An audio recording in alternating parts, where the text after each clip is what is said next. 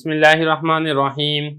نفحۃ العرب کا پہلا باب ہے فی النثر، سبق نمبر 5 میں خوش آمدید۔ آج کے سبق کے اندر بھی ایک حکایت ہے جس کا نام ہے الحلم۔ عبارت دیکھ لیں، ترجمہ کرتے ہیں، پھر آخر میں اس کی لغوی صرفی تحقیق اور تشریح کریں گے۔ شتم رجل ابا ذر الغفاری رضی اللہ عنہ فقال له ابو ذر یا ھذا ان بینی وبین الجنۃ عقبۃ فإن انا جزتها فواللہ ما ابالی بقولک وإن هو صدنی دونها فإنی اہل لأشد مما قلت لی۔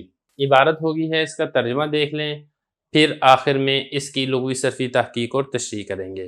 ایک آدمی نے گالی دی ابو ذر غفاری رضی اللہ عنہ کو، تو اس سے ابو ذر غفاری رضی اللہ عنہ نے فرمایا، اے شخص، میرے اور جنت کے درمیان ایک وادی ہے، گھاٹی ہے، اگر تو میں اسے عبور کر گیا تو اللہ کی قسم مجھے تیرے قول کی کوئی پرواہ نہیں ہے، اور اگر روک دیا گیا مجھے اس سے پیچھے ہی تو میں اس سے زیادہ سخت کا اہل ہوں جو تو نے مجھ سے کہا ہے۔ عبارت اور ترجمہ ہو گیا ہے، اب چلتے ہیں اس کی لغوی صرفی تحقیق کی طرف۔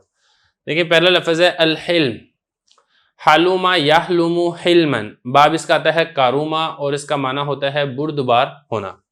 آگے چلیں، اگلا لفظ ہے شاتامہ، شاتامہ یشتم شتمن، برا بلا کہنا، گالی دینا، یہ اس کا ترجمہ ہے۔ یہ غفاری قبیلہ غفار کی طرف نسبت ہے، بڑے مشہور صحابی ہیں ابو ذر رضی اللہ عنہ۔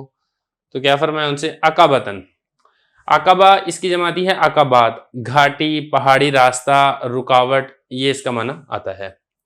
آگے دیکھیں جزتھا، جازا یجوزو، باب اس کا آتا ہے ناصرہ اور اس کا مطلب ہوتا ہے گزرنا۔ یہ جو ہے نا جزتو، یہ اصل میں کیا تھا؟ جوزتو تھا، پھر کالا والا قانون لگا تو یہ کیا ہو گیا؟ جازتو، التقاء ساکنین ہوا، جزتو ہو گیا، پھر اس کے بعد قلنا والا قانون لگا تو پھر فا کلمہ کا جو فتح تھا ہم نے اس کو ضمہ دے دیا تو یہ بن جائے گا جزتو، یہ ہو گیا۔ اس کے بعد اب آگے چلیں، ما ابالی بقولک، بالا یبالی مبالاتن، باب اس کا مفعلہ آتا ہے، اس کا مطلب ہوتا ہے کسی چیز کی پرواہ کرنا۔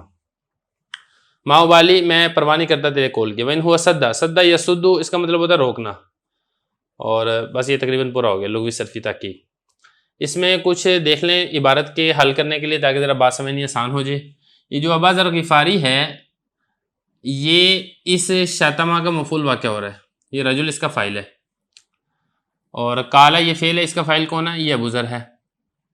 ان بینی و بین العقبہ، یہ دیکھیں، یہ جو انا ہے، یہ جو بینی و بین الجنہ ہے نا، اس کو آپ نے انا کی خبر بنانا ہے اور انا کا اسم آپ نے عقبہ بنانا ہے، کیونکہ یہ جو بین ہے نا یہ ظرف ہوتا ہے، اور ظرف یہ اسم واقع نہیں ہو سکتا، یہ خبر ہی واقع ہوتا ہے۔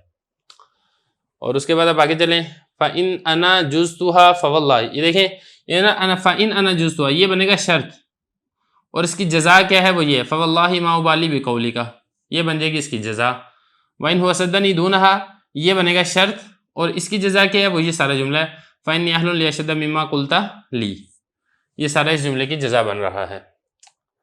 تو بہرحال یہ اس کی تھوڑی سی ترکیب تھی، مکمل تفصیلی ترکیب تو نہیں کی، لیکن تھوڑا سا آپ کو اندازہ ہو جائے اس لیے اس کی تھوڑی سی وضاحت میں نے کر دی ہے۔ اب چلتے ہیں اس کی تشریح کی طرف۔ دیکھیں، تشریح اس کی بہت آسان ہے کہ ابو ذر غفاری رضی اللہ عنہ کی سنجیدگی اور بردباری کا حال یہ تھا کہ برا بلا کہنے والے کو کوئی جواب دینا مناسب نہیں سمجھا، بلکہ بات ہی ختم کر دی کہ دیکھو بھائی، قبر اور حشر کی منزل پار کر کے اگر میں جنت میں چلا گیا تو تم جو مرضی مجھے کہتے رہو، مجھے اس کی کوئی پرواہ نہیں ہے، کیونکہ مقصد اصلی تو یہ ہے کہ انسان جنت میں چلا جائے اور وہاں میں چلا جاؤں گا۔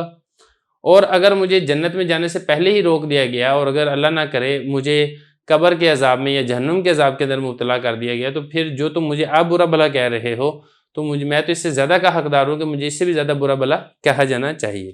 تو اسی طریقے سے بندے کو برتاؤ یہ کرنا چاہیے کہ اگر کوئی شخص آپ سے الجھ رہا ہے اور فضول قسم کی باتیں کر رہا ہے تو بات کو ختم کرنے کی طرف جانا چاہیے، معاملے کو بڑھاوا دینے کی طرف نہیں جانا چاہیے۔